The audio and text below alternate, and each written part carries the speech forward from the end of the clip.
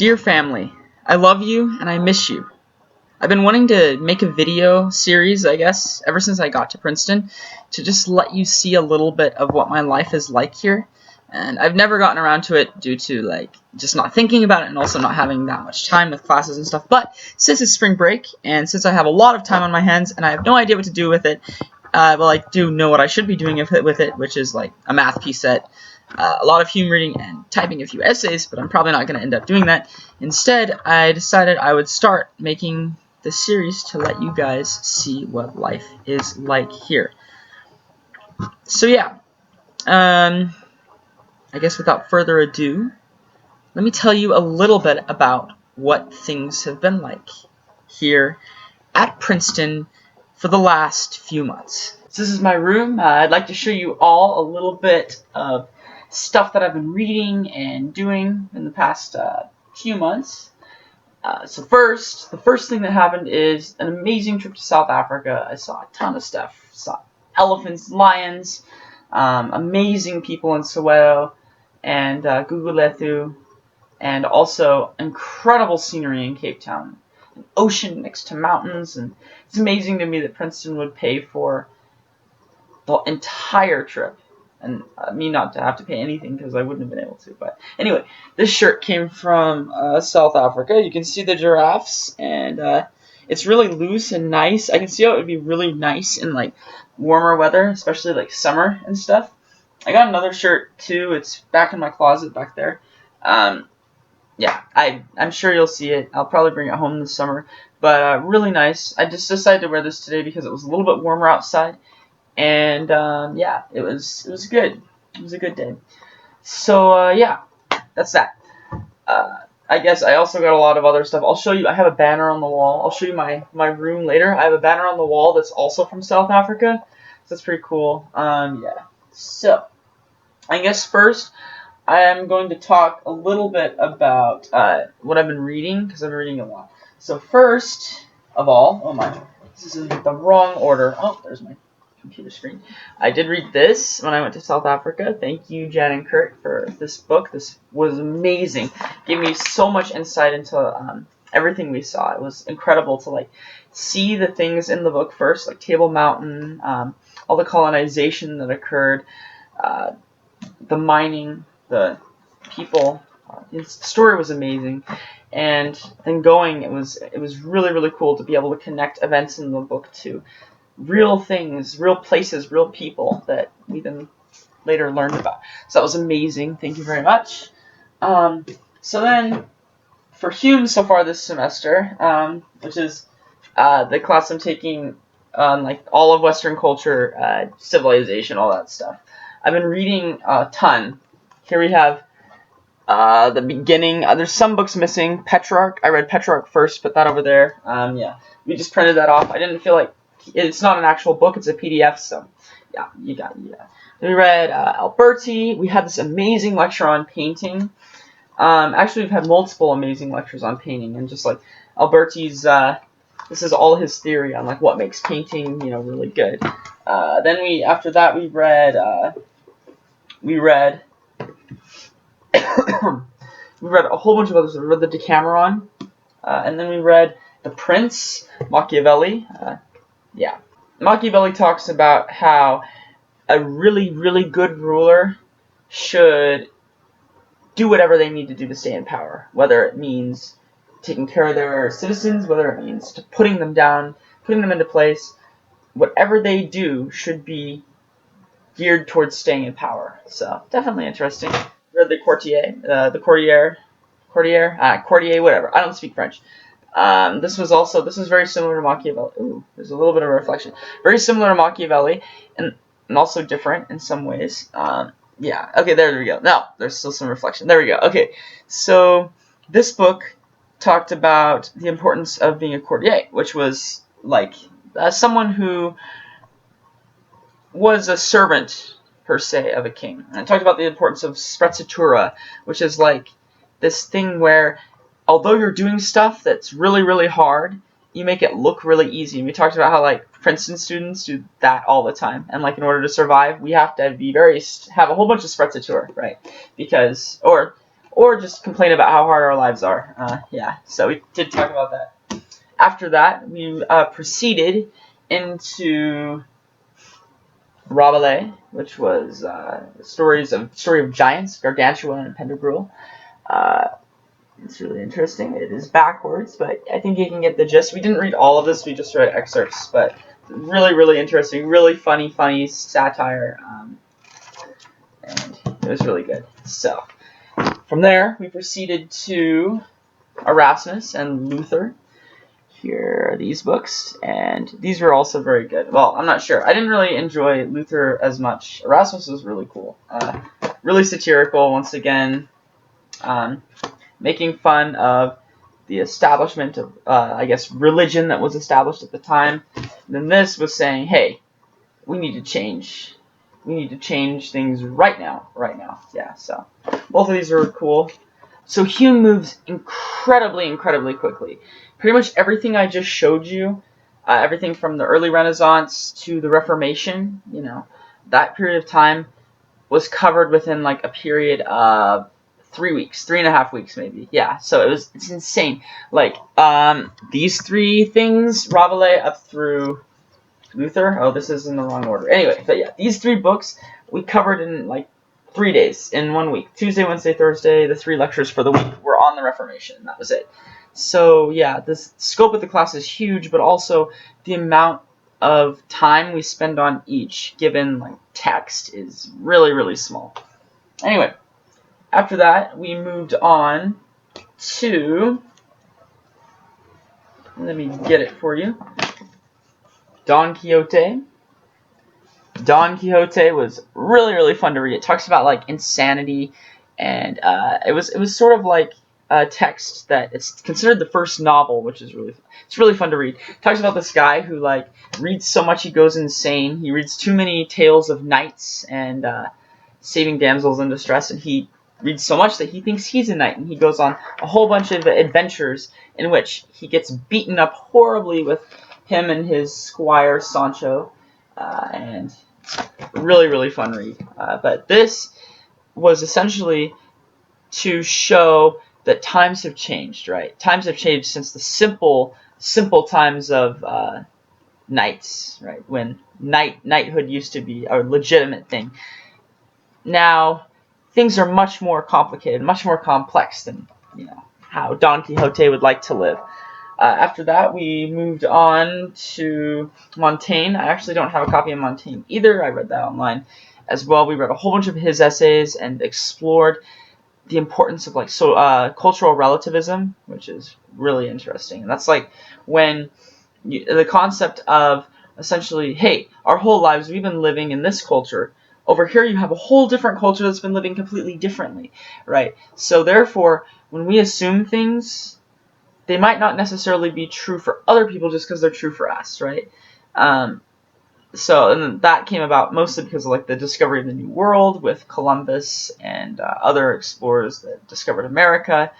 Yeah, so you had all these savages, is what they were called, but really the savages' experience was so different from our own experience. Well, our own, I guess. I can't say that because I'm not any more like Western European than I am American, I guess. True American. Anyway, whatever. Yeah, but essentially, our experiences are different from other people's, so we should judge people accordingly based off of that. Not just assume that they're savages and inferior to us. That's the point of that text. So that was really interesting. Then we read The Tempest, which was really fun. This is my favorite Shakespeare ever. It's such a good play. Yeah. And Shakespeare talked about the importance of Shakespeare and the English language. Actually, this was the first text that we read that was English, which has been really cool because this entire year we've read. Oh my man! Okay, yeah, we started with the Iliad and Odyssey, worked our way all the way from that up to Dante last semester, and now we're up to The Tempest, Shakespeare. Okay, that's not it. After The Tempest, we went on to that was something. Hobbes, Leviathan. Really interesting, political theory. I enjoyed this more than I thought I would. Going into this, I was like, political theory, I don't know. I personally really like philosophy, straight philosophy, more than like political philosophy, but it ended up being a lot cooler than I thought it was going to be. So yeah, that's something. Yeah, he essentially talks about how you have a government, and like, okay, so before you have a government, you have people living in nature, right? In the natural state is what it's called. And these people living in this natural state are in complete anarchy, right? Because everyone is really just out for themselves. They want to live, they need to survive, and in doing so, they will kill, they will steal, they will do anything in order to survive. And so essentially everything's chaos. But what emerges from this chaos is something called like natural law. And natural law needs to be set up so that everyone can live, everyone can prosper in society, right? And it goes off of essentially what Hobbes thinks all humans want, which is power and life, right? And some other things, but like essentially that's what we want, right? Is to live. And our will to live is so strong that we will and should give up everything in order to live. And he argues that we should give up everything to some monarch, or what he calls a sovereign. It doesn't have to be like a single person, it could be a governing body or whatever, but essentially we give up all of our power to this person or group of people in order to protect ourselves. So early Locke, it's like Locke, which eventually led to the U.S. government being established and whatever. But this is good. It's good stuff. Anyway, yeah. Okay. After that, we read Milton. Incredible. Yeah. First epic poem since the Aeneid that we read. I guess, are there any major epic poems between the Aeneid and Milton? Probably. Maybe not. Anyway. But yeah, Paradise Lost. Really incredible. Tells about the downfall of man. Really interesting because the protagonist is Satan, which is really interesting. It tells about how Satan is in hell with all of his demonic followers, and they're like, hey, we've been warring with heaven, but things haven't been going very well. So we need a new strategy. And some people argue they need to just keep fighting with heaven, because they can't be any worse off than they are now, right? Stuck in hell. But essentially, they come up with this plan to go send someone up and check out these creatures, man and woman that God has created, and figure out if potentially it's possible to mess with those creatures which God loves in order to mess with God, right? Ultimately, very good epic, and it's amazing because this epic was written by Milton, who was like incredibly knowledgeable in everything. Like by the time he was 15, he knew like 3-4 languages, maybe 5 languages. I don't know. It was a lot of languages. He went to college, or I guess they call it university, at 15 years old. And then so in his epic, there are like so many references to other words and other languages, and so every single word can be dissected, and it has so much meaning. Like there's a reason why he put every single word in at the moments he did. So it's really cool. After that, we read Descartes' Meditations on First Philosophy, where Descartes essentially like, hey, I think, therefore I am, and from that I can derive everything else. My senses, the reason for my senses, that God exists, and that everything else in the world exists as well. Very interesting work of philosophy, and what we would consider, or what we did consider, one of the initial signs that we had reached the Enlightenment, which is, once again, to showcase how fast we move in this class. Yeah, so Descartes, very cool.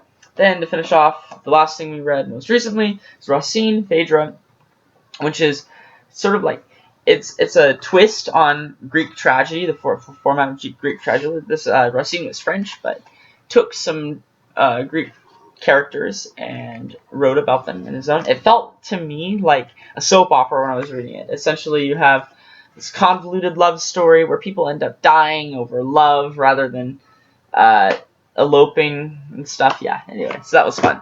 So, yeah. Next, for Hume, we're going to read Voltaire. I haven't read this yet. Well, I read it at some point, Candide. And then we're also going to read Hume. So that'll be very, very, very fun. Yeah. Next, so that was Hume. Took a decent amount of time, but there were a lot of books there. I guess I'll talk about the other semi-reading writing class I have, which is writing seminar. It's okay. It's not my favorite class, but yeah, my professor is really cool. She's really cool, so that makes it better. And it's something that we're all required to take as freshmen. So I recently read this novel, Intuitionist. Really good novel, and it was incredibly fun to like sit down in the middle of Princeton and just like read a novel for fun, for enjoyment purposes. I guess I probably wouldn't have picked up this novel on my own, but I'm really glad I read it. It was a racial allegory using elevators. So like you have elevators that are a reference to like racial uplift, essentially. Really interesting book, really good novel, and I highly recommend it. Ending is very convoluted. Right now I'm writing on it and trying to decipher what it means, right? Arguing with some critics, improve my writing abilities, yeah, whatever. So that's what I've been doing there. I also analyzed a horror movie earlier in the semester for this same class. So what made it scary, specifically through like things in technology, what's been done. Anyway, hopefully that was relatively a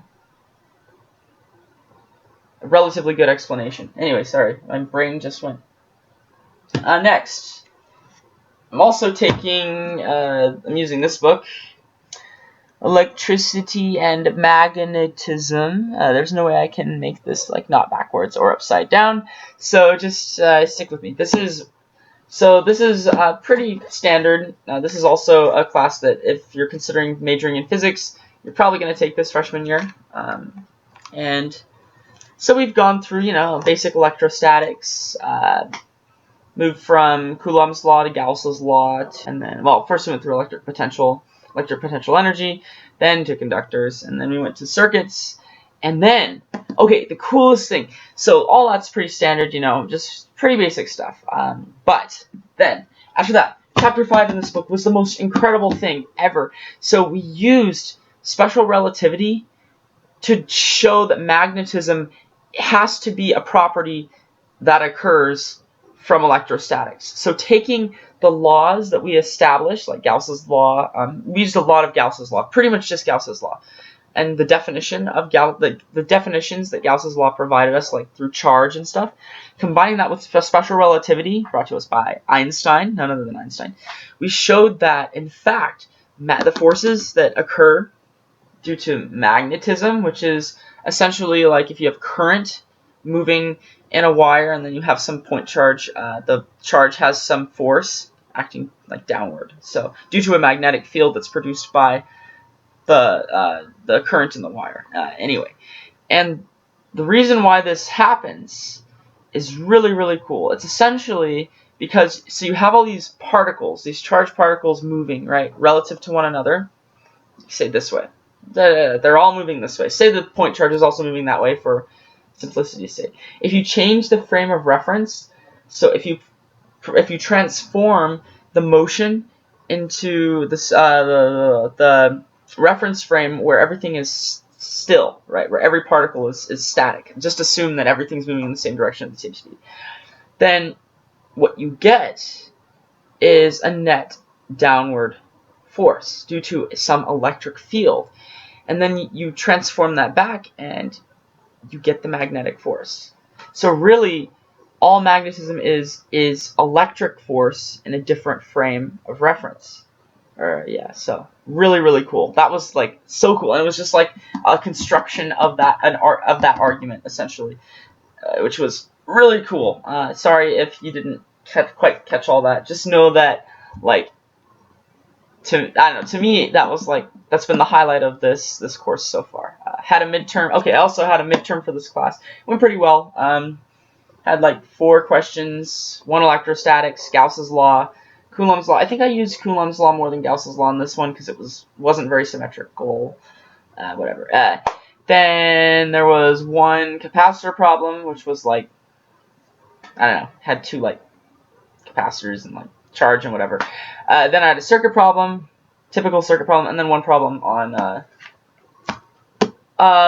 the magnetism, like not actual magnetism, but on the deriving magnetism from electricity and whatever. Yeah.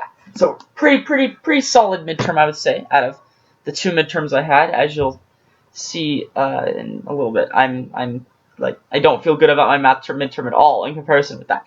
So with that segue, I guess I will move on into math and talk to you about this class I'm taking. Linear algebra, Hoffman and Kuntz.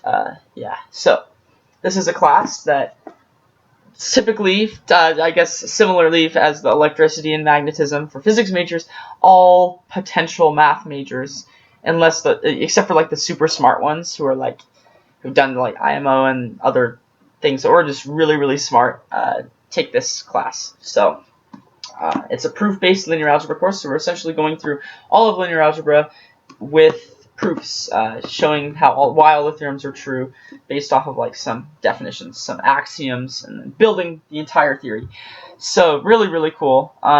This is also similar to what I did last semester, which was an analysis course where we built up calculus from nothing, like just assuming that the natural numbers existed, which are the integers greater than 0, or I guess in this course it's greater than or equal to 0 anyway, and then from that we were able to derive everything else, like everything else. I guess you also have to assume that fields exist and they have the properties that we would normally attribute them to, or to them, but anyway, yeah, so that's that.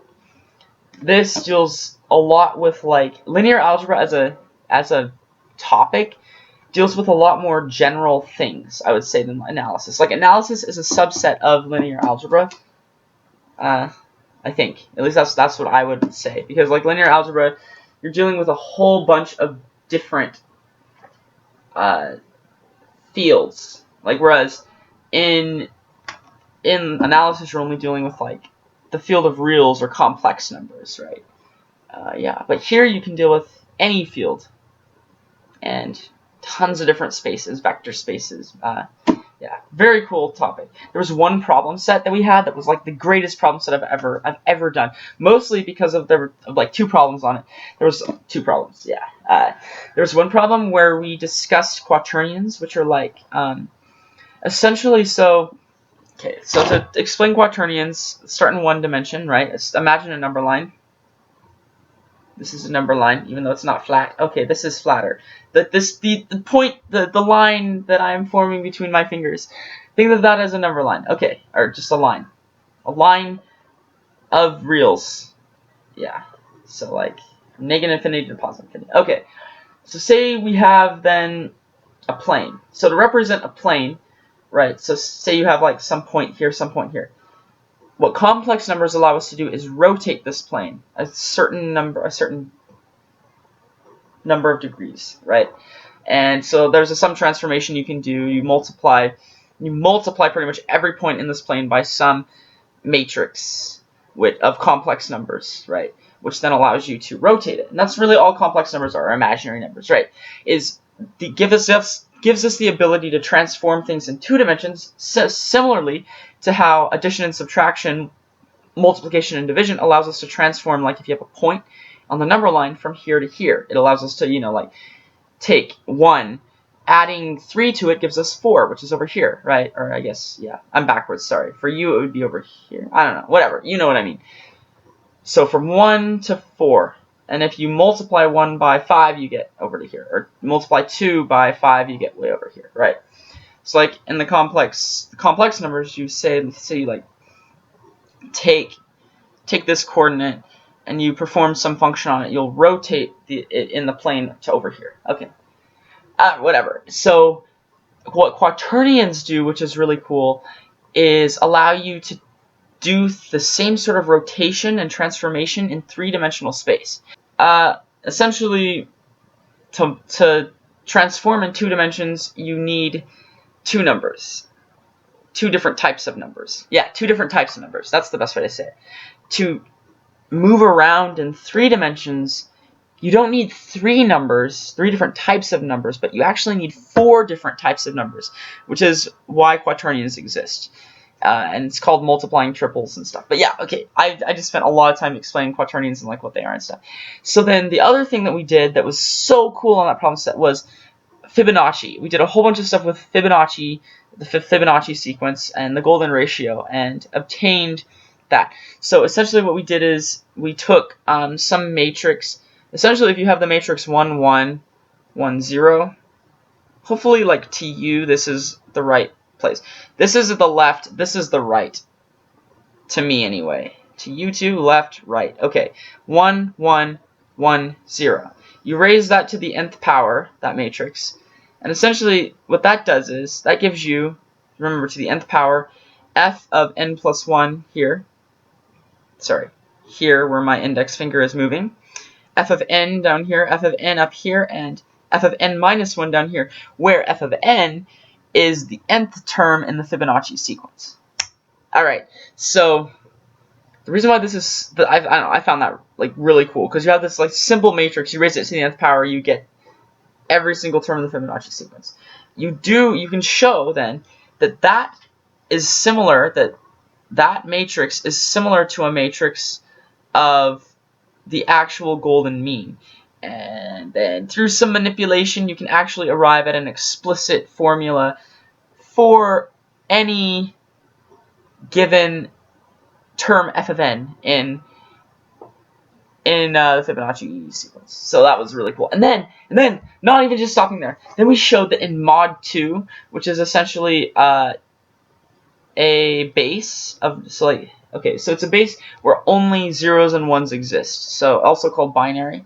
So like, essentially what we showed, just to not drag it out anyway, is that the Fibonacci sequence in mod 2, or binary, becomes 0, 1, 1, 0, 1, 1, 0, 1, 1, 0, 1, 1, on and on and on and on.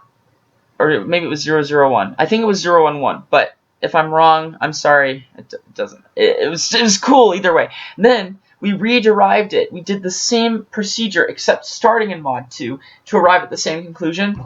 And so it was like, it was incredible. It was an amazing problem set, and I like gained so much insight on my favorite number, golden ratio. And yeah, so this was cool until the midterm. This class is so much easier than analysis. I was like, oh, I'm sliding by. Problem sets are growing great. So much less time that I have to put in every week. And then the midterm hit. And boy, did it hit hard.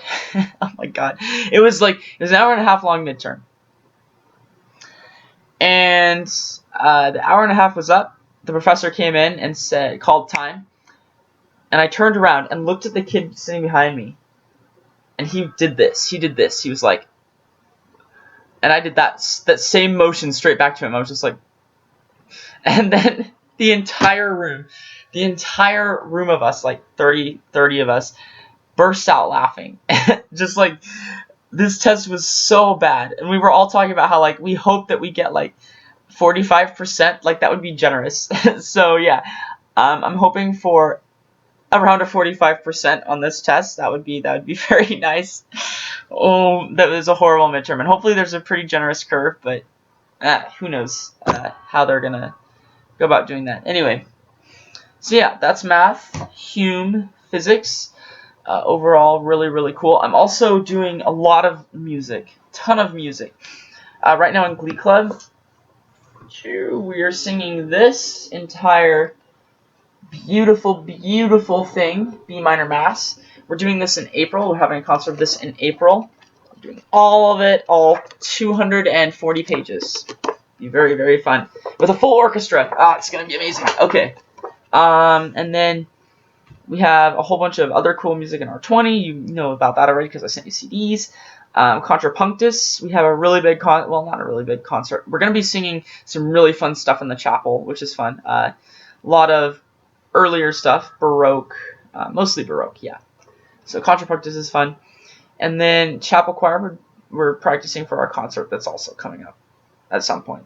Yeah, lots of music, lots of singing, lots of fun. And then other things that have happened recently. I recently walked like 4.5 miles along the towpath in one direction. So the towpath is like this path. It's just like, it feels like you're isolated out in the middle of nowhere. Mom, Jennifer, Janae, I took you on that path. You should remember it. It's over by the lake. I walked with Radia. She's in my math class. She's really cool.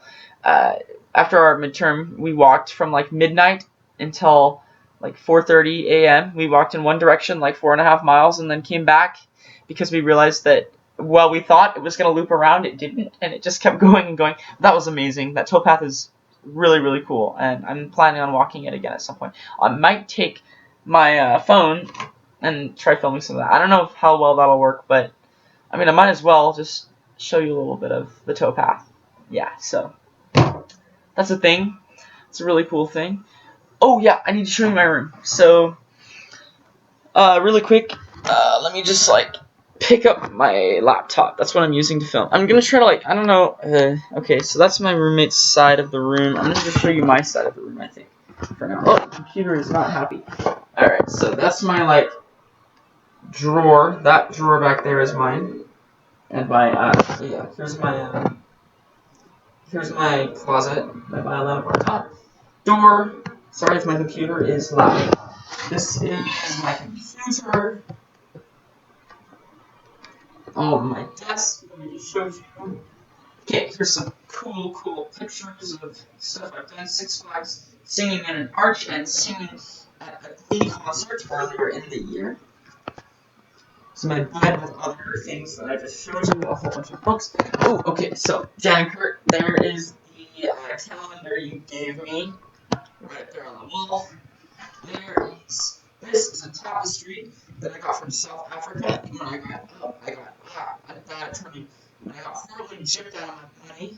I got gypped out of like $300 in South Africa, but that's just because I felt really bad and I'm not good at borrowing, and yeah, so that's just a Yik-Yak poster, Colorado flag,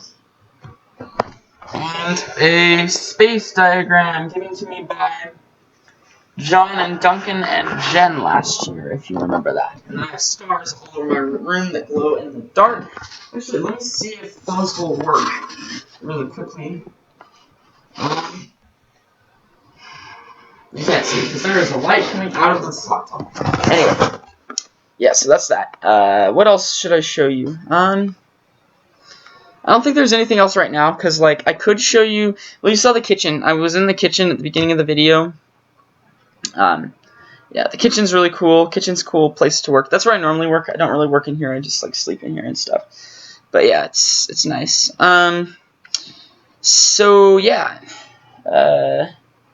I feel like that's all for now. Later, I'd like to show you guys a little bit of the campus and see how beautiful it is, especially with spring and everything will be blooming soon and it'll be beautiful. Yeah, so I guess with that.